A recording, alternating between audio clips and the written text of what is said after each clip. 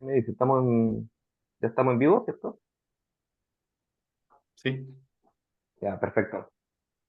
Muy buenos días a todos y a todas las personas que se están conectando en esta oportunidad a nuestro conversatorio, 2 años de adhesión del Acuerdo de Escazú, cómo va su implementación, que organizamos entre Codex Verde y la Facultad de Derecho de la Universidad de las Américas.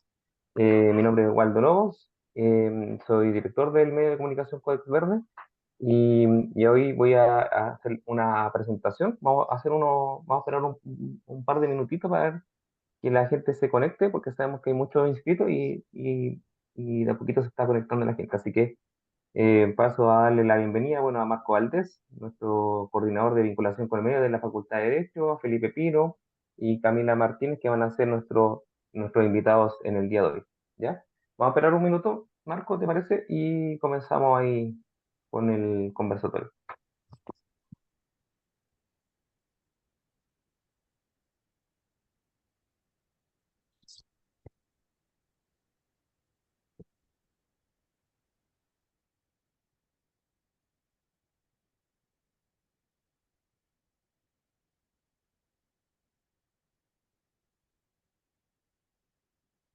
Marco, ¿me escuchas? yo creo que en honor al tiempo ya estamos bien para Sí, comenzar, ¿eh? perfecto. Ya, genial. Perfecto. Entonces, vamos a hacer una breve introducción sobre el tema y darle obviamente nuevamente la bienvenida a todas las personas que se están conectando. Este conversatorio nace de la inquietud del medio de comunicación Codex Verde y la Facultad de Derecho de la Universidad de las Américas, universidad que hace largos años ya estamos en un convenio para relevar temas socioambientales y de sostenibilidad en Chile y obviamente que pueden impactar al mundo. Específicamente en este conversatorio vamos a, perdón, en este conversatorio vamos a abordar los avances en la implementación del Acuerdo de Escazú, repasando las acciones gubernamentales que se planean para el fortalecimiento del acceso a la información, la participación ciudadana y la defensa de los activistas socioambientales, que son como los puntos más importantes de este acuerdo que se alcanzó hace unos años y que hace 2 años nuestro país ya adhirió a él formalmente y por eso estamos realizando este conversatorio. Además, en este evento se discutirá cómo los organismos públicos, privados y de la sociedad civil se adaptarán a este nuevo cuerpo normativo, ¿ya? Para aquello y para profundizar en las preguntas hacia nuestros invitados en esta ocasión, que son Camila Martínez, socia de la Asociación Chilena de Derecho Ambiental, la ACHIDAM, y Felipe Pino, coordinador del equipo de proyecto de la ONG PIMA. Ellos van a responder distintas consultas que le haga Marco, obviamente esto en el marco de la formación académica de los estudiantes de la Facultad de Derecho de la Universidad de la América y también para el público general interesado en este tema. Así que, sin más preámbulos, le doy el paso a Marco Valdés, coordinador de vinculación con el medio de la Facultad de Derecho, quien moderará este conversatorio. Todo tuyo el espacio, Marco. Muchas gracias, Waldo. Bueno, un saludo a todas y todos. Bienvenida en este día bastante frío, pero con ganas de conversar y avanzar en aquellos temas que son relevantes y que a veces por las contingencias van perdiendo presencia. Estas son realmente trabajos persistentes de largo plazo que implican mucha valentía. Yo felicito a Camila, a Felipe, a Waldo, porque toda la gente que se dedica a los temas ambientales, yo creo que desde hace mucho, los antiguos abogados que perdían casi todas las causas, pero que fueron quedando los votos de minoría, en algunas sentencias fueron marcando y generando cambios. Las cosas son de largo plazo, de persistencia, de sacrificio y de valentía también. Así que les agradezco a ustedes tres por estar presentes, por la oferta que nos hizo Waldo de realizar este conversatorio. Y también aprovecho de invitar a Camila, a Felipe, que puedan venir un día a nuestra facultad a conversar directamente con nuestros alumnos y egresados para un diálogo más íntimo. También quiero agradecer la presencia de Carolina Manfredi, quien es la periodista de nuestra facultad y quien va a cubrir esta actividad, este conversatorio. Eh, bueno, vamos inmediatamente a las preguntas. Nosotros tenemos dividido, estructurado esto más o menos en 5 ámbitos, 5 áreas. Pero entendiendo que lo ideal sería que aquí tuviéramos nuestro público, ya tenemos cerca de 40 personas, eh, participar a gente que se está acercando a estos temas, porque a veces uno ve en ciertas actividades siempre se repiten las mismas caras y uno dice, bueno, ¿dónde rompemos esto y ampliamos el núcleo de gente que participa o se interesa? Eh, Partiendo de esa hipótesis, y creo que la primera pregunta que me interesaría hacer a Camila es que nos dé un contexto general para entender de qué se trata este acuerdo, qué es lo diferente, por ejemplo, con otros convenios que se han hecho en materia ambiental. Por favor, Camila, ¿cuáles son, qué es este acuerdo Escazú y cuáles son sus principales objetivos? Y bueno, primero que todo agradecer la invitación, saludarlas a todas y todos y agradecer también la invitación desde Achidam. Yo vengo en representación de la asociación, así que agradecer a todas y todos esta oportunidad. Y en relación a la pregunta general, y ahí tomando tus palabras, Marco, yo creo que es muy importante poder transmitir cuál es el espíritu del Acuerdo de Escazú y cuál es su contexto general, precisamente porque lo que busca Escazú es que permee la sociedad y que pueda empoderar a todos los actores y actoras de la misma para que todos puedan participar y conocer en totalidad cómo nos inciden las decisiones de los tomadores de decisión en la vida misma, básicamente, en temas ambientales. Este es el primer acuerdo, es un acuerdo regional de América Latina y el Caribe, es el primer acuerdo en temas de derechos humanos y ambientales, tiene sus albores en el año 1992, pero lo que viene a concretizar es a instrumentalizar derechos y a operativizar derechos ambientales, como por ejemplo el derecho a acceso a la información, el derecho a la participación ciudadana y los derechos de acceso a la justicia ambiental. Derechos que son tan importantes para poder garantizar otros derechos fundamentales, como por ejemplo el derecho a la vida, el derecho al debido proceso y otros derechos que ya están recogidos en otros tratados de derechos humanos.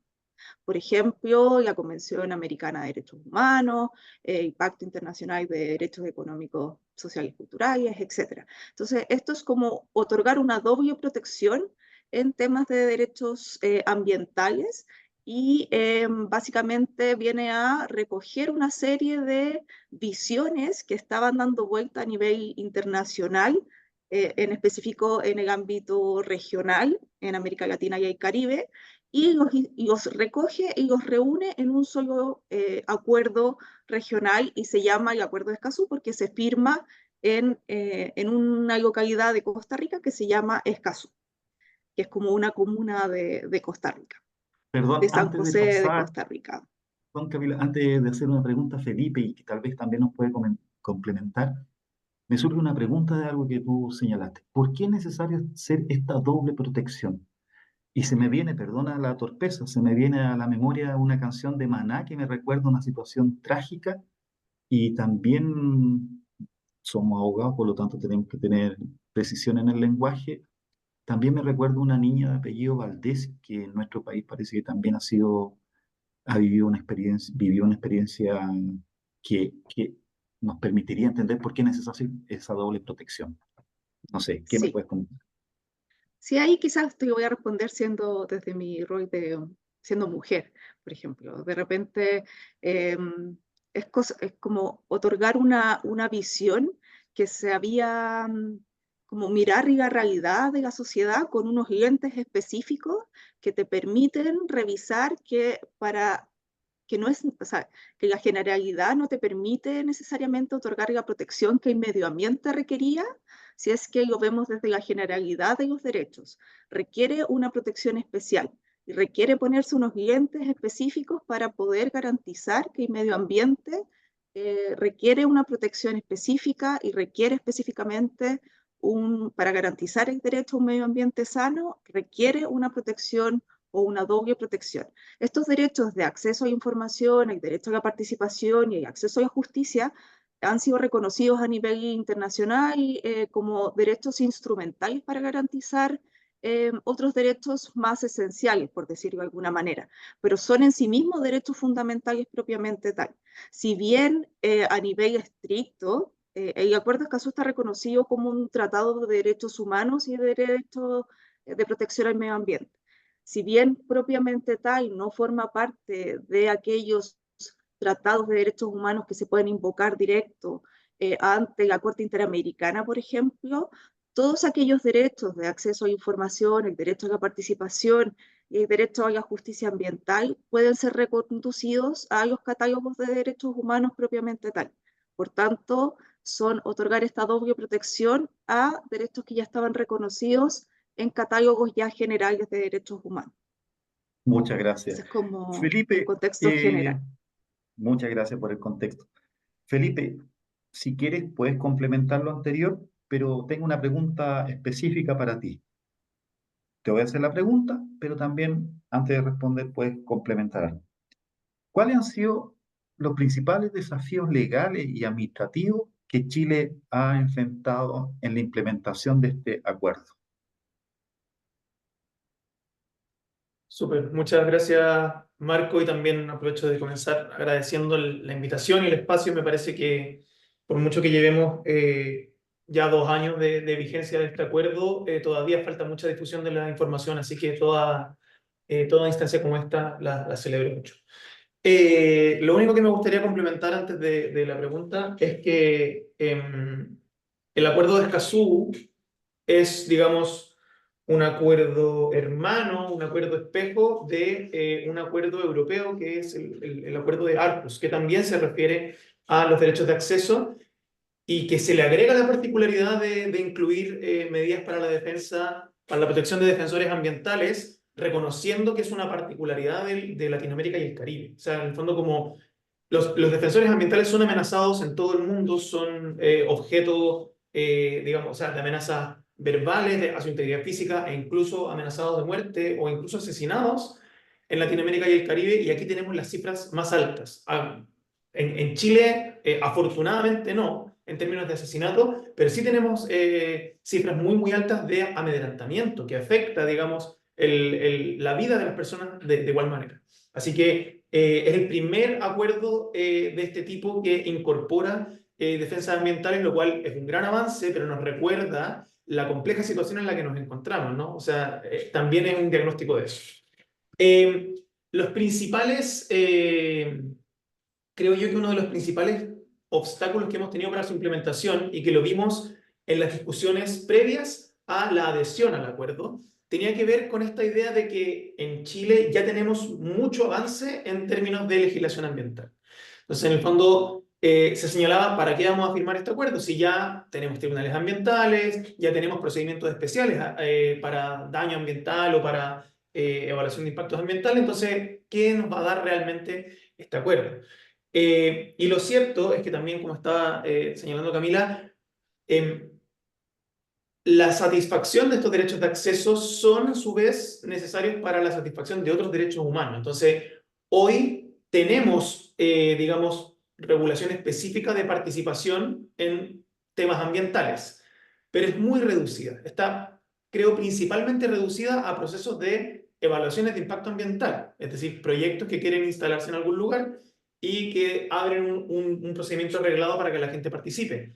Pero ese no es el único tipo de decisión ambiental en la que la gente debe estar participando. Entonces, en el fondo, si uno hace una lectura superficial, sí, tenemos participación ambiental. Y si uno hace el doble clic, dice, bueno, pero tenemos participación ambiental en todos los asuntos ambientales que deberíamos tener. En todos ellos está arreglada, en todos ellos es lo suficientemente extensa o amplia. Entonces, en el fondo, lo que trae la discusión que abre el Acuerdo de Escazú es una discusión respecto de estándares. Si estamos cumpliendo estándares de acceso a la información, de participación ciudadana, de acceso a la justicia, etc. Entonces, lo primero que costó narrativamente y que ahora nos estamos enfrentando un poco más tangiblemente es asumir que queda mucho por avanzar, a pesar de que ya hayamos avanzado un buen trecho. También creo que ahora nos vamos a empezar a enfrentar en este proceso de implementación que tenemos del Acuerdo de Escazú, eh, con que no es lo mismo cambiar, o sea, hay distintos niveles de cambio que necesita nuestra regulación que tienen distintos niveles de dificultad. Entonces, en el fondo, es muy difícil cambiar la Constitución, todo Chile ya ha sido testigo de ello, también es muy difícil cambiar la ley, si es una ley, digamos, un poco más orgánica, como la Ley de Bases Generales de Medio Ambiente, más difícil aún, a pesar de que ahora nos encontramos en un proceso que abre una reforma. Entonces creo que lo que se ha hecho por parte del Ministerio y por parte de otros ministerios, como el Ministerio de Justicia, y que me parece que está bien, es ver por dónde podemos partir implementando esto que no requiera necesariamente de modificaciones legales, ¿no? Porque en el fondo las modificaciones legales las conocemos, las hemos debatido desde el movimiento ambiental y los abogados ambientales, incluso desde antes del Acuerdo de Escazú, pero el nivel de urgencia que nos exige este tema nos requiere que vayamos haciendo cambio en todos los niveles, y sobre todo en aquellos que son, digamos, los reglamentos, que pueden ser incluso instructivos de ciertos ministerios, que pueden tener repercusiones muy tangibles en el corto plazo, y partir por ahí, ¿no? Al mismo tiempo que estamos pensando en las reformas más macro. Entonces, creo que para resumir, el desafío ha sido hacer un diagnóstico de por dónde podemos partir más eficientemente y no quedarnos, digamos, en los cambios más grandes que nos vamos a demorar más necesariamente en ejecutar. Perfecto. Tal vez siempre está el tema de los sustantivos y los adjetivos, que es un gran problema en el mundo del derecho. Para seguir, ya que tú conversaste sobre los avances, implementación, quisiera preguntar a Camila, ¿qué avances específicos se han logrado en términos de políticas públicas respecto de tener o no tener el acuerdo? Sí, bueno, en ese sentido, como política pública, yo creo que los servicios, principalmente desde el Ministerio de Medio Ambiente, han hecho un esfuerzo bastante, desde el Ministerio de Medio Ambiente principalmente y desde el Servicio de Evaluación Ambiental, que han sido los servicios que más han notado su implementación del acuerdo. Y aquí también tomando las palabras de Felipe, efectivamente es porque la participación ciudadana está reglada precisamente en etapas de evaluación ambiental. Entonces, es ahí donde se ha reflejado la mayor actividad de implementación del acuerdo de Escazú, no así en otras instancias ni en otros organismos. Y de hecho, precisamente el Ministerio de Medio Ambiente, bueno, hace poco lanzó el plan PIPE, que tuvo participación ciudadana también, y ese plan refleja una serie de metas que contempla metas de corto, medio y largo plazo, que de todas formas tiene desde 2024 y 2030. A mí del plan PIPE efectivamente tiene líneas estratégicas por los 5 pilares que contempla el acuerdo: acceso a información, participación ciudadana, etcétera. Pero sí, a mí lo que me genera preocupación de ese plan es que efectivamente estamos próximos a años electorales, a un año electoral, y ese plan va a quedar en manos, ojalá que sea una política de Estado y que efectivamente esto trascienda y que no sea, que no quede ahí finalmente. ¿Ya? Porque esto efectivamente el acuerdo de Escazú se rige por el principio de no regresión y progresividad. Por tanto, la ciudadanía, una vez dictada esta política pública del plan PIPE, debe o tiene que monitorear cómo se van cumpliendo estas metas que están ahí indicadas. Eso es bien importante. Entonces, como estamos en año electoral, es importante verificar cómo se va avanzando en esas metas que están ahí plasmadas. Eso principalmente. También el SEA, el Servicio de Evaluación Ambiental, ha dictado 2 guías que son importantes. Una que es la de participación ciudadana, que fue actualizada, que salió dictada en noviembre del año pasado, y otra que es la de participación, tengo las fechas aquí, que es ya de agosto del año pasado, que es ya de participación ciudadana, y ya de participación ciudadana temprana, que es de noviembre del año pasado. Y son actualizaciones también al tenor del acuerdo de Escazú. Por tanto, el Servicio de Evaluación Ambiental también revisó sus guías de participación ciudadana al tenor de esta situación. Y también hace poco, no necesariamente por el Acuerdo de Escazú, pero sí también inspirado en esto, el Consejo de Monumentos Nacionales dictó una ley hace muy poquito, salió publicada en el Diario Oficial, de la publicidad de sus sesiones del Consejo de Monumentos, que es algo muy importante porque si bien no está dentro de los organismos que estaban priorizados para la publicidad o la hoja de ruta de implementar el Acuerdo de Escazú, el Consejo de Monumentos Nacionales es parte de los organismos competentes que participan en la evaluación ambiental de proyectos de inversión en el marco del Servicio de Evaluación Ambiental, y sus actas del Consejo de Monumentos eran publicadas hasta 3, 4 meses después en la página del Consejo de Monumentos Nacionales. Entonces eso también era una barrera de acceso a la información, y hoy día con esa ley debiesen ser publicadas de forma inmediata, o también la ciudadanía va a poder acceder, y por ciudadanía me refiero a todo tipo de ciudadanía, entidades reguladas, etc. Y la ciudadanía va a poder acceder a ellas de forma inmediata, o incluso va a poder ser monitoreada casi in situ. Entonces, eso también son avances en materias de acceso a la información, y son políticas públicas que van alineadas con el acuerdo de Escazú. Y también efectivamente el acuerdo de Escazú lleva a plantearse si es que cuál es el alcance. Ahora, ahí tomando las palabras de Felipe, yo hice mi tesis de magíster específicamente en el acuerdo de Escazú, y revisando el acuerdo de Aarhus, hay varias interpretaciones que se van cerrando a nivel de jurisprudencia, o que se van ampliando a diferencia de lo que se ha planteado en el acuerdo de Escazú. Entonces es bien importante revisar la jurisprudencia que también se tuvo en tribunales europeos de derechos humanos, en el Tribunal de Justicia Europea o sea, el Tribunal de Justicia de la Unión Europea, para ir revisando los estándares que se ha tenido o que se tuvo con respecto a la implementación del acuerdo de Aarhus, con respecto a varios estándares que el acuerdo de Escazú no cerró.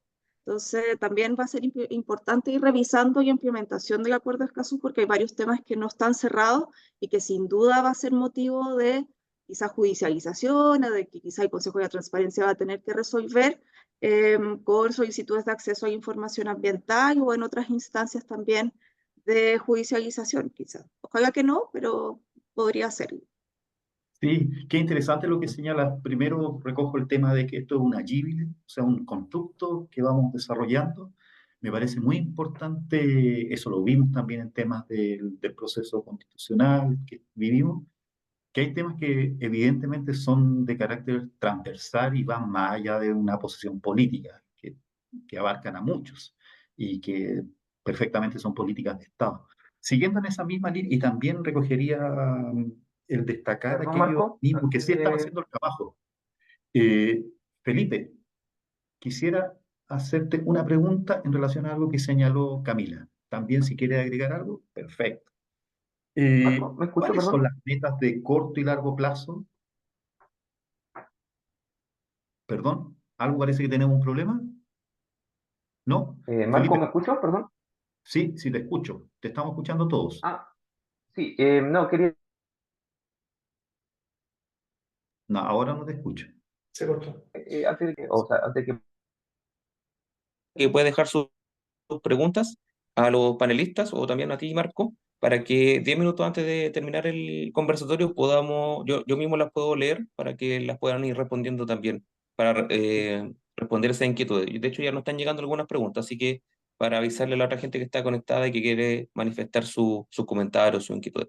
Así que Muy bien, eso. gracias, Eduardo. Bueno, de esto se trata, estos conversatorios tienen que ser interactivos, movidos, no hay que ser tan cuadrados. Así que gracias. Eh, Vuelvo a recordar, hagan sus preguntas acá en pregunta y respuesta. Guardo las va a canalizar y después, 10 minutos antes, se las hacemos a nuestro invitado. Pero Felipe, vuelvo a la pregunta. ¿Cuáles son las metas de corto y largo plazo que el gobierno chileno se ha propuesto para cumplir este acuerdo?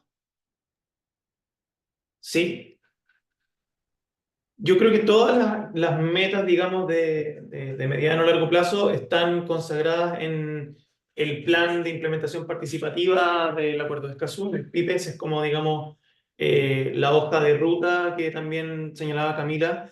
En ese sentido, hay compromisos para cada uno de los ejes del acuerdo. Entonces, digamos, y también hay unos... considera un periodo de implementación entre el 2024 y el 2030. Para muchos eso podría ser medidas de todas de corto plazo, digamos, pero en ese rango hay algunas medidas que son continuas, como la actualización de normas de, solo por dar ejemplos, la actualización de las normas de participación ciudadana, ¿no?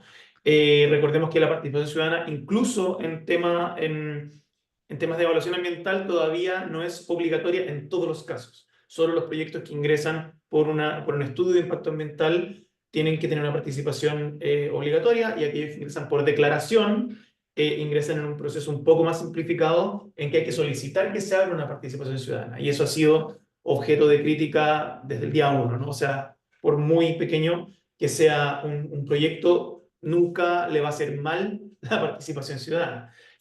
Las medidas de corto plazo, entonces, son aquellas que están pensadas para los primeros años, entre el 2024 y el 2026. Y también, por ejemplo, si nos vamos al tema de acceso a la información, tenemos algunas medidas de corto plazo como desarrollar una plataforma pública sobre compromisos internacionales ambientales. Hay muchos temas en acceso a la información. Hay muchos compromisos del desarrollo o la actualización de plataformas, que hoy en día son principalmente los canales que tenemos para informarnos de la forma más actualizada posible, ¿no? Hay medidas de mediano plazo que son hasta el 2028 y otras de largo plazo, o sea, entre el 2026 y el 2028, y otras de largo plazo entre el 2028 y el 2030, ¿no? Una de las medidas de largo plazo, estoy revisando acá, son facilitar el acceso a información ambiental relevante y comprensible para niñas, niños y adolescentes. Es decir, comprender que ellos también son titulares de estos derechos y que por lo tanto se requiere cierto nivel de simplificación, de traducción de ciertos asuntos, y eso obviamente quizás no se tiene como una de las medidas más urgentes y se tira hacia el largo plazo. Luego, y solamente para agarrar algunas de cada una, si nos vamos a las medidas para el acceso a la justicia, hay un objetivo continuo que tiene que ver con difundir y educar sobre las herramientas normativas del acceso a la justicia. En mediano plazo, impulsar una reforma legal para disminuir asimetrías. Recordemos que también en el acceso a la justicia, en materia ambiental sobre todo, es muy caro el desarrollo de prueba. En general, cuando es, por ejemplo, un caso de un sector productivo, una empresa contra una comunidad, el nivel de información que puede generar una empresa, a veces, no sé, una transnacional respecto de una comunidad local, es diametralmente distinto. Entonces, hay que tomar medidas específicas para emparejar la cancha. No voy a alcanzar a leer todas, pero en el fondo, solamente considerar que la hoja de ruta es el PIPE, y que tiene estos tres, digamos, como niveles de largo, mediano y corto plazo. Y en el corto plazo, también para hablar de defensores ambientales, lo primero obviamente es un diagnóstico, ¿no? O sea, elaborar un diagnóstico sobre la situación de las defensoras y defensores de derechos humanos en asuntos ambientales, y también ir dotando cada vez más de detalle ese diagnóstico, ¿no? No es lo mismo hacer un diagnóstico, como también ahí esbozaba Camila, sobre defensores ambientales en general, de sobre defensoras ambientales mujeres, que muchas veces tienen una doble vulnerabilidad. Si es que son mujeres indígenas, se va, digamos, multiplicando esa vulnerabilidad. Entonces, hay un trabajo de ir degranando, digamos, ese diagnóstico, que me parece del todo sentido que sea lo primero. Ya vamos un poco tarde, ¿no? O sea, como que tampoco podemos demorarnos demasiado en hacer ese diagnóstico. Hay que ir haciendo cosas al mismo tiempo. Mientras hacemos el diagnóstico de ciertas medidas específicas, empezar con lo que ya está ultra sabido y manejado. Pero eso es como cuanto podría informar respecto de eso. Y también vamos a hablar, me imagino, un poco más adelante, es parte de la agenda integral, pero digamos, ahí están todas las acciones que el Ministerio de Medio Ambiente coordina, y la única que está coordinada un poco por fuera en apéndice es el protocolo de defensores, ¿no? Que está más a cargo del Ministerio de Justicia digamos, de los órganos para la implementación de las medidas de justicia, carabineros, PDI, etcétera. Entonces, obviamente es parte de este plan macro, pero en sí mismo también es una agenda un poco más específica que depende de otro ministerio, y ahí hay un desafío de coordinación, obviamente. Sí, pero muy bien lo que acabas de señalar, sobre todo el tema este de las plataformas, porque a veces hay tanto documento dando vuelta por ahí que puede terminar en un escritorio, en un computador y finalmente no se hace vida, no Sí. toma cuerpo. Y hay Eh, un Ahí, detalle muy, sí, muy breve que también, sobre el mismo tema de acceso a la información y las plataformas. No porque estén todos los documentos subidos en una plataforma, esos documentos son accesibles, ¿no? O sea, como hay muchos estudios también de qué es lo que significa tener datos abiertos, a cuántos clics está cierta información, si es que esa información, digamos, un experto la puede descargar. Estoy inventando, si es que, por ejemplo, en un sistema de análisis de contaminación se pueden descargar o no esos datos duros para que la gente, o crudos, para que esa gente saque sus propias conclusiones, pueda hacer modelaciones. Y un tema que puede ser muy, digamos, cotidiano, pero que efectivamente uno siente esa falta de acceso, es cuando hay documentos que son, por ejemplo, una fotocopia, o sea, no son un PDF. Entonces, documentos de 2000 páginas que son una fotocopia, en los que uno no puede buscar una palabra, no puede hacer control F, por así decirlo, son documentos menos accesibles. Muchos de ellos están no traducidos a otras lenguas, a lenguas indígenas, o están en otros idiomas que no son el español. Entonces, son muchos los distintos factores en los que uno puede ir avanzando, y hay que ser responsables en hacer un plan que sea lo suficientemente concreto. Yo, si bien creo que el PIB es un gran comienzo, creo que todavía falta especificidad en algunas de las medidas para ir haciéndole seguimiento, ¿no? Si vamos cumpliendo o no, y con la ambición que se requiere. Eso. muy bien. Camila, creo que tú querías comentar algo. sí, ahí quería complementar que dos temas puntuales, tomando también lo que estaba diciendo Felipe, que una de las, también de las metas que se establece el plan PIPE es que esta información sea relacionable. Eh, bueno, si bien además, o sea, trabajo en el sector, para sectores regulados, una de las preguntas es si es que esto va a generar más, ¿quién asume esta responsabilidad? Porque finalmente el acuerdo escaso impone obligaciones para el Estado, pero esto suele trasladarse finalmente a la comunidad regulada. Entonces, finalmente, ¿quién asume esta responsabilidad sumado a toda la multiplicidad de normativas que cumple la comunidad regulada, eh, que muchas veces suele ser bastante según la industria en la que uno trabaje? Entonces, finalmente es cómo se relaciona. Yo ahí comparto el punto de que efectivamente subir a la plataforma no necesariamente cumple el estándar. Eso para nada, o no necesariamente cumple efectivamente el estándar que impone el acuerdo de Escazú. Creo que el estándar es un poco más allá. Ahora, ¿cómo se cumple ese estándar? Es la pregunta, y quién va a terminar cumpliendo ese estándar. ¿Ya? Yo creo que la administración puede relacionar los datos con la información que proporciona la comunidad regulada desde ya. Esa es mi opinión. Pero ese es un punto. Y ahora también sobre todo los ejes transversales, eh, creo que, y así como para resumir, también incorpora en cada meta, incorpora temas de género en cada meta estratégica, incorpora temas de grupos vulnerables también para cada meta, incorpora también temas de género, temas de territorio o de específicos para cada meta, y eso también es relevante porque hace una transversalidad para cada eje estratégico, para cada pilar del acuerdo de Escazú en cada una de las metas que se propone el plan PIPE. Y efectivamente ahí también hay y también creo que el desafío para implementar el plan PIPE es ser creativos también con las herramientas que establece o que otorga el derecho administrativo para poder ya cumplir a la brevedad ciertas herramientas o ciertos compromisos y recordar también, ahí sobre el acceso a información sobre todo, que ya existe una ley de acceso a información, que no se requiere necesariamente el acuerdo de Escazú. El acuerdo de Escazú es un refuerzo que también otorga otra mirada, otro estándar, pero ya existe el acceso a la información y, por ejemplo, y esto lo digo desde la práctica profesional, hay muchos servicios públicos que no tienen regularizadas sus plataformas de acceso a la información y eso es una abierta contravención a la ley de acceso a la información que ya está dictada. Entonces también hay que exigir desde la comunidad regulada y desde la ciudadanía en general que se cumplan esos estándares que ya están vigentes. Entonces eso también es importante.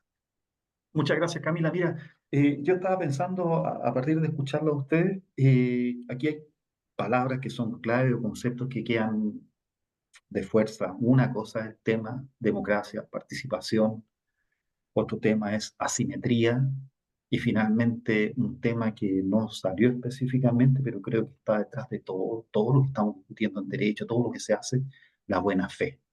O las cosas se hacen bien o no se hacen, o se cubren. Finalmente, la buena fe para actuar, entregar la información como hay que entregarla para que el otro la entienda, y ahí estamos en un ámbito muy importante. Pero siguiendo con eso, voy a dividir ahora en dos temas. Uno que va a ser enfocado en Camila y otro en Felipe. Eh, Camila, vamos al tema de la participación ciudadana. Si bien FIMA entendemos eso, pero creo que por razones metodológicas necesitamos dividir un poco. Camila, ¿qué mecanismos se han establecido para garantizar el acceso a la información así en concreto y si conoce un caso concreto en que haya sido determinante esta situación, estos aportes del caso? Sí, bueno, ahí, bueno, principalmente están las guías que ya mencioné de ICEA y también creo que el instructivo de ICEA sobre el cambio de nombre de los proyectos va a tener una incidencia importante en el acceso a la información, si bien no es acceso a información propiamente tal, sí es una relación directa a que la comunidad esté informada o que tenga una noción directa de como que no haya un marketing eh, errado sobre el nombre del proyecto. Por ejemplo, que el proyecto ya no se pueda llamar, voy a inventar un nombre ficticio, Madonna 1, por ejemplo, ¿ya? Sino que el nombre del proyecto tenga una relación directa con lo que se está realizando. Por ejemplo, ampliación de vida útil XX. ¿Ya? Y que haya una correlación directa entre el nombre y la realidad de lo que se va a ejecutar. Yo creo que ese instructivo efectivamente tiene una relación directa, va a tener una incidencia también en que la comunidad esté más informada de forma más rápida, ¿ya? De que Madonna 1 no genere, sí, hay un proyecto y que haya más inmediatez también en la actividad y la participación más temprana también de las comunidades y eso también impone responsabilidad, una mayor responsabilidad a los titulares de proyectos de poder ejercer con responsabilidad la elección de un nombre. Hay varios casos que se han, de hecho, por admisibilidad o efectivamente que se han objetado por el SEA, el tema de los nombres y eso lo hemos visto también a propósito de la revisión que uno hace de proyectos que revisa el servicio de las distintas regiones, cómo han salido por admisibilidad estos proyectos precisamente por el tema del nombre. Eso, por ejemplo. Ahora, la incidencia de las guías o la incidencia del acuerdo de Escazú en el estándar de observaciones ciudadanas, yo te diría que es algo que hay que revisarlo con un poco más de atención en el tiempo, porque es algo que quizás hay que analizar cómo se hacían las observaciones antes y cómo se están haciendo ahora y cómo eso ha tenido una incidencia. Quizás eso tenga que hacer un análisis como más en profundidad. Pero en concreto, sí ha tenido este tema de las guías dictadas por el SEA y el tema del instructivo propiamente tal a nivel de participación. Ahora también se ha revisado y se está, como decía Felipe, se están evaluando ya las leyes asociadas a participación general, que es la ley 20.500. También hay otros instructivos en que se están, o leyes que siempre ya incorporan el Acuerdo de Escazú en su esfera o en los vistos de las resoluciones, etcétera. Por ejemplo, en la superintendencia, la Oficina de Atención Ciudadana, la orgánica de la superintendencia se cambió al nombre Oficina de Atención Ciudadana y Escazú. Eso también genera de que tiene un enfoque un poco mayor de atención ciudadana. Ahora en la práctica la Superintendencia de Medio Ambiente está generando políticas internas para implementar este acuerdo. Ahí creo que todavía están un poco, que van un poquito ahí con retraso la superintendencia con respecto a la implementación del acuerdo, pero están en la línea correcta para poder hacerlo, pero van ahí con un poquito de retraso para lo que se requiere en urgencia de este acuerdo. Y también hay otros canales que se han implementado que si bien hay acceso a la información, también va de la mano con la participación, por tanto van unidos. A mayor acceso también hay mayor participación, hay canales de denuncia digitales que se han habilitado, por ejemplo, en la superintendencia, y SEA también ha hecho numerosos videos de capacitaciones para las comunidades y para la ciudadanía en general, que eso también fomenta que haya más participación. Y a medida que la gente se empodere, también hay mayor participación ciudadana con mayor tecnicismo, que eso es lo que uno también espera, que la gente tenga, que hayan observaciones ciudadanas, por ejemplo, con una mayor rigurosidad para poder responder con mayor claridad. De repente cuando hay observaciones ciudadanas que son muy genéricas, no se sabe bien cómo abordarlas en un proyecto, por ejemplo. Eso también es Muchas importante. gracias. Felipe, vamos a justicia ambiental. ¿Cuáles son los principales? Y pensando un poco, adelantando ya el último tema, que es más bien desafío, esa línea, ¿cuáles son los principales obstáculos que enfrentan las comunidades y los defensores ambientales en Chile en estos momentos?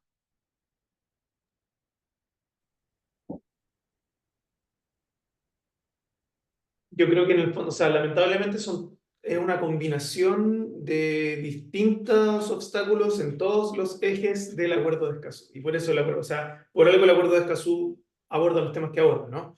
Entonces, tenemos información que en general es muy técnica para un entendimiento apropiado de una comunidad que no tiene por qué saber de ingeniería hidráulica.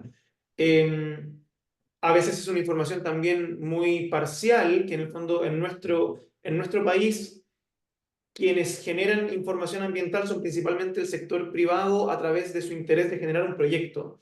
Entonces no hay tanta información pública imparcial con la cual contrastar la información que está proveyendo un titular. Y eso es un problema, o sea, como la falta de información generada por el Estado sin un interés en particular. Hay un problema también con la participación, obviamente. El más grave, a mi juicio, sigue siendo que no hay participación obligatoria en todos los procesos de evaluación ambiental. O sea, eso es algo que debiese cambiar. Ojalá cambie con las reformas que se están pensando ahora. Algo que sí se está abordando en las reformas actuales tiene que ver con la regulación de la participación temprana. La participación temprana, que es voluntaria y está a cargo del titular, si no se ejecuta bien, puede generar incluso mayor confusión. Entonces hay gente que, por ejemplo, participa en instancias de participación temprana y cree que con eso ya estuvo en la participación ciudadana, y lo cierto es que no, que igual después hay una participación ciudadana formal en la que se requiere una participación. Entonces hay que regular un poco más ahí, porque en el fondo el verdadero objetivo es que la participación ocurra cuando el proyecto todavía no está listo, o sea, todavía se pueden hacer cambios más significativos, ¿no? Recordar que ese es el norte y no, digamos, ocuparlo como un vehículo para establecer, qué sé yo, compensaciones o irse al tiro a la última ratio, que es compensar un impacto que no se pudo mitigar. Y en el acceso a la justicia, el principal problema, si uno se fuese así como a la madre del cordero, digamos, es que no tenemos un servicio público que provea de defensa especializada ambiental. Entonces, en el fondo, ahí es donde entran organizaciones como FEMA, como Defensa Ambiental, también existe, a veces Greenpeace, etcétera, que tienen abogados ambientales y que a veces hacen representación comunitaria, ¿no? Pero, de nuevo, con recursos limitados, es evidente que no podemos suplir esa necesidad que tiene el Estado, la mitigamos un poco. Pero lo cierto es que lo que falta hoy es eso, la defensa jurídica especializada en medio ambiente en general es cara, las empresas la tienen un poco más internalizada. ¿Para qué hablar de la generación de pruebas si estamos, no sé, frente a un caso de daño ambiental? O sea, es carísimo y ahí la única oportunidad es tratar de invertir la carga de la prueba a el titular que en general... como dice Camila, a veces se les responsabiliza o recae más responsabilidad respecto de ellos, pero es porque tienen más información ambiental en general de los casos específicos. Eso, y obviamente está el tema de, digamos, la desprotección específica que tienen los defensores ambientales, siendo que es una actividad especialmente peligrosa. O sea, yo doy fe de que una persona que no es un dirigente social necesariamente, que es una persona preocupada por el medio ambiente, la piensa dos veces antes de hacer una campaña en contra de un proyecto que es muy grande. O sea, sabe que se va a exponer, no sabe qué es lo que le va a pasar, sabe que se va a exponer públicamente, que pueden, digamos, establecer, digamos, calumnias, injurias, amenazas, etcétera, a ellos y a su familia. Entonces, se requiere también para que el derecho ambiental siga operando de la mejor manera, tiene que ser utilizado por la mayor cantidad de personas posibles. Nosotros desde FEMA promovemos eso, el empoderamiento jurídico, pero para eso tiene que haber ciertas garantías de que no me va a pasar nada a mí porque voy a hacer una demanda o una denuncia, ¿no? Así que en el fondo, como te digo, lamentablemente es una combinación de todos los factores que por lo mismo hay que abordar integralmente. No podemos tener una mejor participación ciudadana si no mejoramos el acceso a la información y es muy difícil que también mejoremos el acceso a la justicia si la participación no mejora. Como decía Camila, si tenemos participaciones más informadas, más responsables. Así que en verdad está súper concatenado los obstáculos también. Pero nada, por lo menos ahora tenemos esta herramienta que es el Acuerdo de Escazú que nos sirve para orientar principalmente por dónde van los cambios, ¿no? Antes era como, bueno, ¿qué hacemos con la conflictividad socioambiental? Y ahora hablamos de derechos de acceso, los entendemos como tres partes de un todo, entonces creo que hemos ido mejorando sin perjuicio de que obviamente es muy difícil. Escuchemos a Camila, ¿qué nos puedes decir en ese sentido? Sí, ahí quería comentar que que me llamó mucho la atención, que dentro de las medidas que se proponen en el plan PIPE está, que esto me llamó la atención porque esto es una idea que yo planteé cuando estaba en la práctica, yo hice mi práctica hace hartos años, entonces me llamó la atención porque en esa oportunidad me dijeron que podía ser una buena idea porque efectivamente los objetivos del Estado es avanzar y no retroceder precisamente por los principios de progresividad y no regresión. Y una de esas ideas era, se planteaba mi jefe de la práctica, don Nelson Caucoto de esa fecha, que era incorporar una oficina especializada en temas medioambientales, porque yo hice mi práctica en derechos humanos en esa época en IACAG, y la Oficina de Derechos Humanos veía precisamente causas ambientales y las pocas que llegaban en ese tiempo.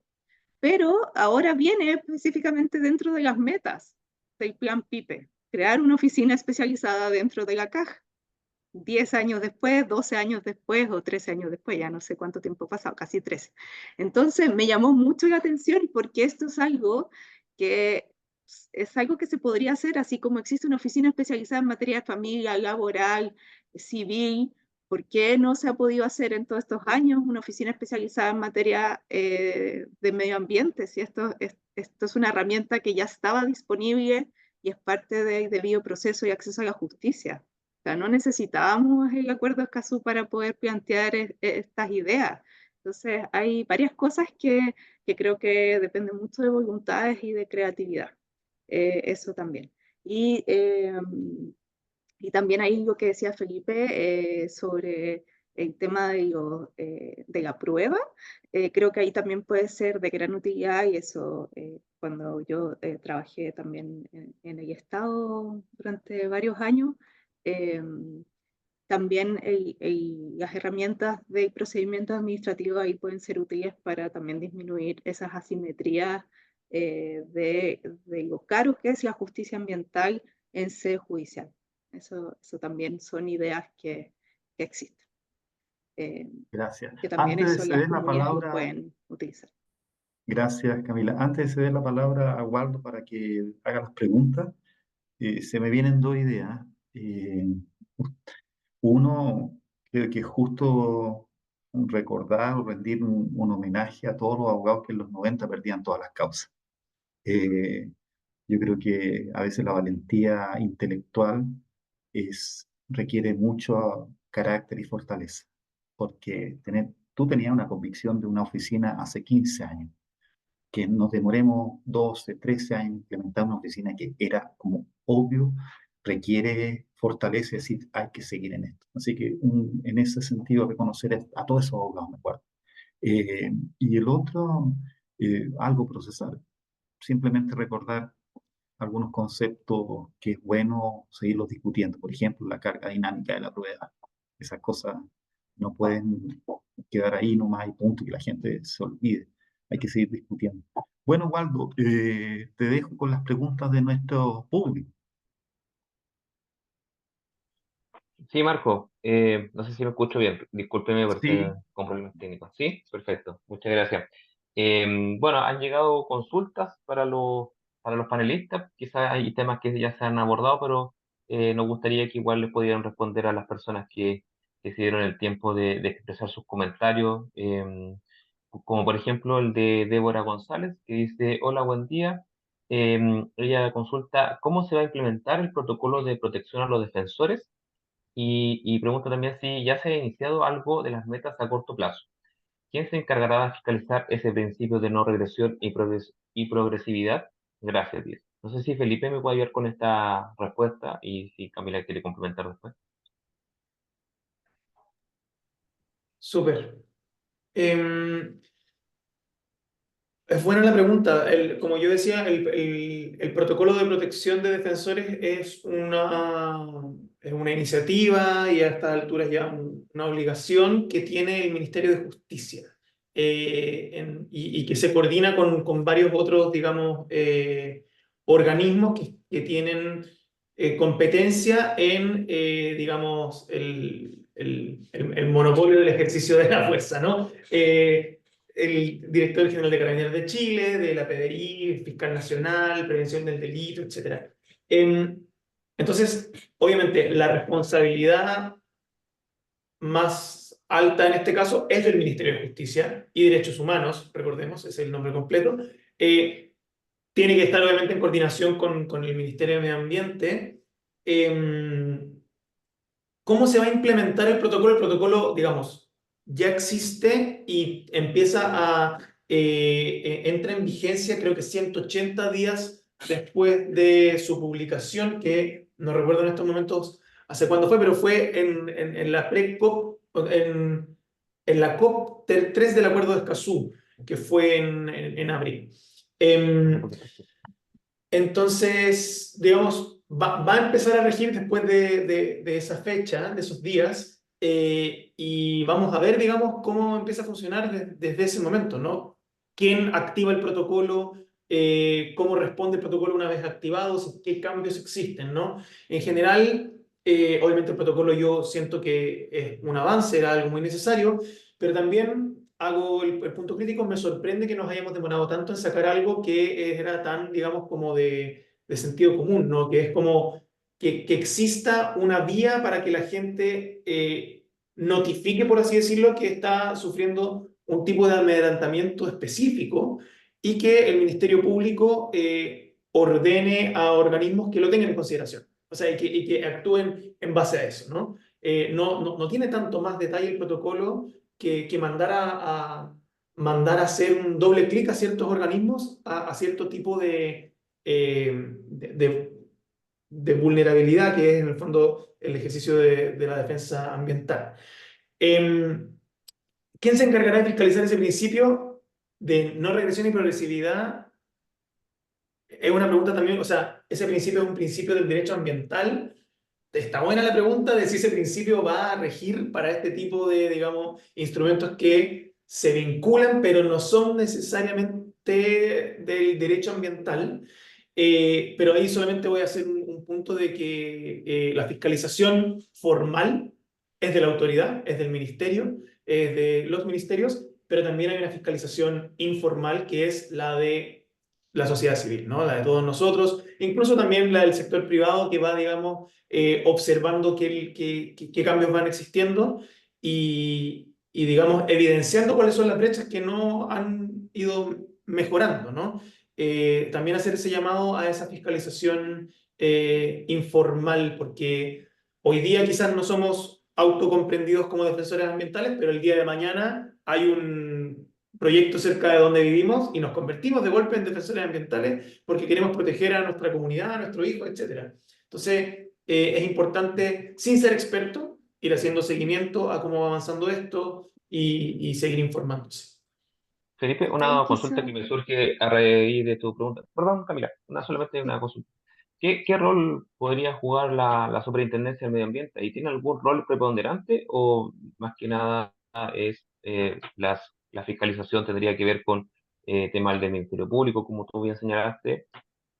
Sí, yo respecto del protocolo de defensores, creo que, que va a estar más en agencia del Ministerio Público y los organismos que, perdón, de el Ministerio de Justicia, el Ministerio Público y los organismos que dependen de ese ministerio, más que de la superintendencia. La superintendencia se va a estar haciendo cargo de todos los otros ejes también, ¿no? Digamos, ir incorporando y fiscalizando que los nuevos estándares que se vayan estableciendo de acceso a la información, de participación, no podría ser más de acceso a la información, digamos, creo yo, en principio, se van a estar cumpliendo, ¿no?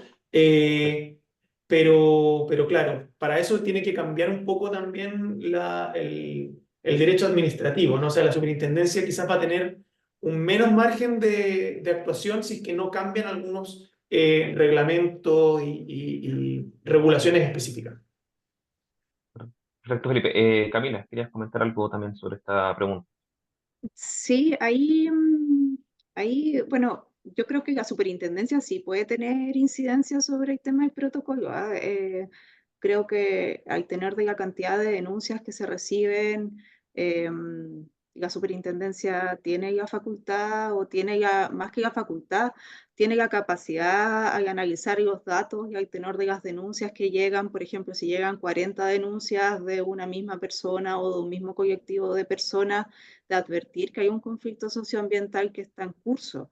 Entonces también podría quizás advertir que puede haber una situación de conflictividad o de advertir quizás al Ministerio Público que se debiese activar el protocolo de protección de defensores ambientales. Yo creo que eso, por ejemplo, no está abordado y podría ser interesante que la superintendencia pudiese tener un rol más activo ahí en ese aspecto, eh, porque podría tener un rol preventivo en el tema. Y eso es control de convencionalidad, nomás todos los funcionarios públicos tienen ese deber y no necesitan necesariamente tener una facultad expresa al tenor de control de convencionalidad y de protección de derechos humanos. Ahora, con respecto a quién fiscaliza el principio de regresión y progresividad, en las COP respectivas del Acuerdo de Escazú se hace la revisión de la fiscalización específica de cada de estos principios y de cómo se ha ido avanzando en el acuerdo principalmente y se hace el análisis, pero efectivamente también son obligaciones del Estado. Y ahí también complementar que Chile ratificó, y esto es interesante también, en el 2022 ratificó el protocolo de San Salvador, y ahí se abre todo un espacio también para los derechos económicos, sociales, culturales y ambientales, que tiene sus propios indicadores de derechos económicos, sociales, culturales y ambientales, que son los DESCA, y que también tienen indicadores y protocolos de cumplimiento, y que también se fiscalizan los principios o sea, de no regresión y progresividad, con otros indicadores que también se reportan en sede internacional. Perfecto. Muchas gracias, Camila, por complementar la respuesta. En honor al tiempo, vamos a hacer una pregunta más que también quizá puede dar respuesta a la pregunta también de Karina. En este caso vamos a leer la de Soledad, que son preguntas desde las comunidades, ¿ya? Y eso es importante también que estemos contando en el día de hoy con participación de las comunidades, porque tienen muchas dudas con respecto a temas de derecho ambiental, sobre todo cuando se enfrentan a empresas que tienen un aparataje legal importante. Entonces voy a leer la pregunta de Soledad, que también puede aplicar a la otra, que también está en nuestro chat. Ella dice, bueno, Soledad Ríos, presidenta de la agrupación funcional del Borde Río, de La Boca, de la comuna de Navidad, y ella relata que en su comuna están en un proceso de proyecto de alcantarillado, donde la sanitaria Bio ha hecho, en palabras de ella, ha hecho todo lo necesario para evitar el EIA, que es el estudio de impacto ambiental. Y efectivamente, tal como señala el penalista, en este caso de Felipe, la asimetría de los derechos de los ciudadanos para hacer cumplir las leyes tiene poco apoyo para el común de los ciudadanos. Entonces ella consulta cuáles son las vías o dónde ellos pueden recurrir para recibir los apoyos con respaldo legal para defender sus peticiones. ¿Ya? Como le decía, una respuesta que también lo que puede indicar usted también puede aplicar a la consulta de Karina Hernández, que también hace una consulta desde su comunidad. Así que ahí, no sé si Camila puedes comenzar y después Felipe. Bueno, ahí las comunidades pueden acceder al canal de denuncias de la superintendencia que está habilitado en línea también, eh, relatando específicamente y conocer las incidencias de un proyecto o no. Son especificaciones técnicas, pero también pueden realizar las denuncias en línea y evaluar conforme a los antecedentes que posean, y la superintendencia podrá determinar si es que se configuran o no hallazgos que ameriten ser o no analizados como un incumplimiento. Pero están esos canales abiertos y al tenor y al mérito de los antecedentes evaluará la autoridad. Ahora, efectivamente, como se indicaba, no hay una asesoría específica en temas del Estado para temas ambientales. Ujú. Entonces, ahí hay que recurrir a clínicas jurídicas o a ONGs, como era lo que decía Felipe. Exactamente, yo me acuerdo que, bueno, ONG Estima, justamente ahora le doy el pase a Felipe, tiene alguna iniciativa en este orden de asesoría a comunidades. No sé si nos puedes comentar sobre eso, Felipe, para darle una respuesta sobre el ítem apoyo o orientación legal a pobladores, a gente de comunidades. Sí, sí, complementando lo que señalaba Camila, en el fondo, cuando existe conocimiento por parte de un individuo o una comunidad de que hay eh, un proyecto o una actividad de la cual no se tiene conocimiento, no se sabe si ya tiene una resolución de calificación ambiental, si tiene todos sus permisos al día o no, eh, hay varias cosas que se pueden hacer para ordenarse, ¿no? Como para saber dónde estamos. Yo siempre recomiendo contactar a alguna organización de defensa ambiental de la sociedad civil, puede ser FIMA, como les comentaba, también existen otras, existe Defensa Ambiental, el Observatorio Latinoamericano de Aspectos Ambientales, etc. Para recibir, digamos, no me refiero a una asesoría, una representación judicial siempre, sino una conversación orientativa, ¿no? O sea, como de dónde partir buscando, frente a qué nos estamos enfrentando, qué cosas podrían ser.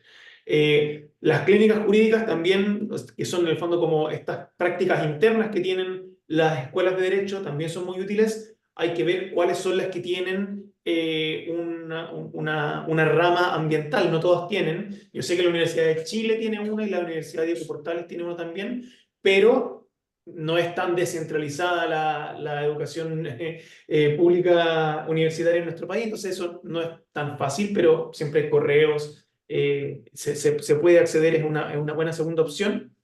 Y también, como paso el dato, digamos, desde FIMA tenemos muy identificada esta necesidad y recientemente pusimos a disposición una plataforma que se llama Poder Ambiental, que la idea es que sea una plataforma precisamente un poco de autoconsulta en que la gente pueda poner la información que tiene y la oriente más o menos de qué podría ser. O sea, usted lo que está viendo es un proyecto que tiene resolución ambiental y por lo tanto tiene que denunciar a la superintendencia, o es un proceso que está en evaluación y quizás usted puede participar. Entonces, es como nosotros lo pensamos como una especie de atención primaria, por así decirlo, para saber si se requiere con un especialista o no.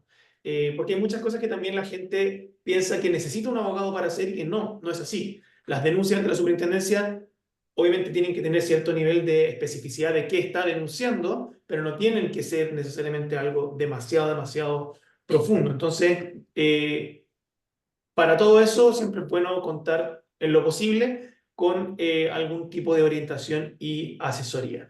Em, pero eso, y en el intertanto, digamos, nosotros seguimos presionando para que eventualmente en los procesos de participación temprana hayan, por ejemplo, asesores que estén específicamente dedicados a asistir a la comunidad y no a la empresa, ¿no? O sea, que el Estado tenga que proveer también de recursos para asesorar a la comunidad en temas de participación ciudadana, etcétera. Eso está siendo discutido en la reforma de la Ley General de Bases del Medio Ambiente, todavía no es un hecho, eh, pero para allá vamos avanzando, ¿no? En el intertanto, creo que ante la falta de un organismo del Estado, digamos, ONGs, clínicas jurídicas, y en el peor de los casos yo igual acudiría a una corporación de asistencia judicial, que era la que señalaba Camila, que ven temas de derecho civil. Se nos olvida que derecho ambiental es derecho administrativo, pero también tiene una rama de derecho civil, o tiene bases de derecho civil. Entonces, podría eventualmente también haber una orientación muy básica y una eventual derivación o algún consejo, como no olvidar que también la instancia más local que tenemos para la asistencia judicial siguen siendo las CAJ, y en el peor de los casos también no hace daño ir a consultar, ¿no? Esos serían mis consejos muy prácticos Gracias. para lo que se viene, y les voy a dejar el link en la descripción Sí, para que lo puedan totalmente. compartir. Por eso mencionaba eso, porque hace poquito también publicamos nosotros en Codex Verde la iniciativa que señalaba Felipe, una muy buena iniciativa, tal como decía Felipe, hay gente que quizás se puede autogestionar una ayuda relacionada a tema de derecho, quizás hay conceptos que quizás no quedan muy claros así de buena primera, pero si se lee un poquito, ya puede recibir una orientación y sabe cómo distribuir su tiempo para hacer ir quizá al organismo adecuado o lo que corresponde realizar según el caso que esté viviendo la persona o la comunidad. Así que muchas gracias, Felipe, por los consejos y también por Camila. Entonces, bueno, como le indicaba, en honor al tiempo, vamos terminando este interesante conversatorio que realizamos con la Facultad de Derecho, primer conversatorio o primer evento que realizamos como medio de comunicación con esta facultad, y esperamos que sea el primero de muchos, porque sabemos que hay mucho paño que cortar el tema de derecho ambiental. Quisimos empezar con el acuerdo de Escazú, que es un gran tema, que obviamente faltan muchas aristas que tienen que resolverse, y espero que no perdamos el seguimiento a este tema, que efectivamente va a impactar en muchos estamentos, pero sobre todo a las comunidades. Así que eso. Marco, te doy la palabra para que también te puedas despedir de nuestros panelistas y de la gente que se ha conectado. Tuvimos una muy buena convocatoria en este miércoles 26 de junio. Bueno, tres ideas básicas para nosotros desde vinculación con el medio de la Facultad de Derecho de la Universidad de la América. Es un gusto poder ser una casa para ustedes, un espacio. Creo que hay mucho que seguir desarrollando, esto de hablar, discutir, conversar, promover en forma permanente. Así que cuenten siempre con eso. Segunda idea, eh, lo conversaba con Waldo a través del WhatsApp. Lo invito a ustedes dos y a Codex a que organicemos unos conversatorios muy más reducidos, presenciales, sobre todo con los alumnos, porque siento que esta es una aposta donde tienen que ir surgiendo nuevos abogados que tengan intereses y y ampliando la cantidad de gente. Entonces me interesaría mucho invitarlo a ustedes a conversaciones más reducidas con mis alumnos, que creo que hay un núcleo bien importante que puede aprender. Eh, Tercera idea, la relaciono con Karina Hernández. Quería comentarle, Karina, que estoy preparando para el segundo semestre un proyecto que se llama Derecho Cotidiano. Yo me dedico a derecho del consumidor, así que por eso es bastante derecho cotidiano. Y la idea es recoger preguntas y simplemente generar infogramas o plantillas de respuestas muy precisas. Esto. Así que Karina, la invito y invito a cualquier otro dirigente social que tenga preguntas de temas, que lleguen temas de penal, civil, ambientales, de lo que sea, para dar respuestas muy concretas y que queden por escrito a través de las plataformas, porque a veces las palabras cuesta seguir, sobre todo algunas cuando uno ya tiene cierta edad en mi caso, las siglas también me complican. Entonces, de repente, a veces la labor pedagógica es súper potente en esto. O sea, hay una labor de los políticos, del Estado, que creo que ha estado en debe, que es la pedagogía cotidiana. Y eso es lo que queremos hacer. Así que los invito a eso. También, perdón, como último, saludo aquí a mi compañera Carmen Gloria Pérez, que va a estar en un conversatorio hoy día en la tarde, que vamos a discutir sobre las acciones constitucionales y ella va a ser la moderadora. Así que muchas gracias por acompañarnos, Carmen Gloria. Un saludo a Y Carmen agradecer, Gloria. Muy, y agradecer a todos ustedes por su presencia. Fue muy enriquecedor poder escucharlo.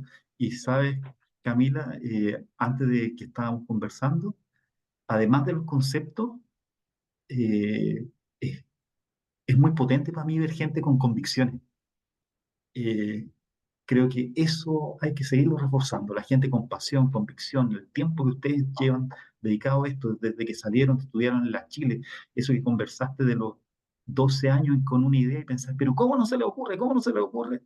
Eh, eso dinamiza, es como un bálsamo, es un aire, y eso se necesita. Así que muchas gracias, Waldo. Yo me despido porque tengo que ahora partir corriendo a otra sí.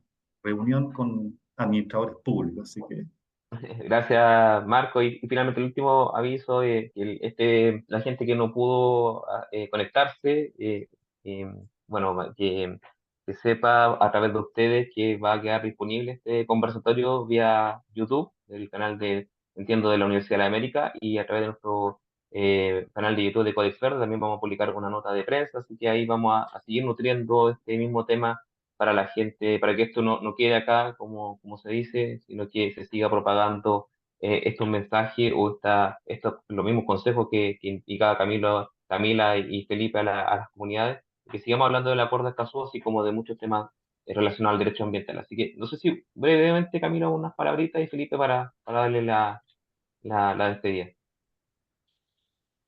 Bueno, en mi caso simplemente agradecer la invitación, estuvo muy interesante el intercambio de ideas y efectivamente esto es un tema que tiene que seguir propagándose y si es que pudimos lograr con Felipe, con Marco y con Waldo ese objetivo de que más gente se interese, por mi parte me siento totalmente agradecida y pagada, así que feliz. Gracias, Camila. Un abrazo grande y un saludo grande a la gente de la asociación también.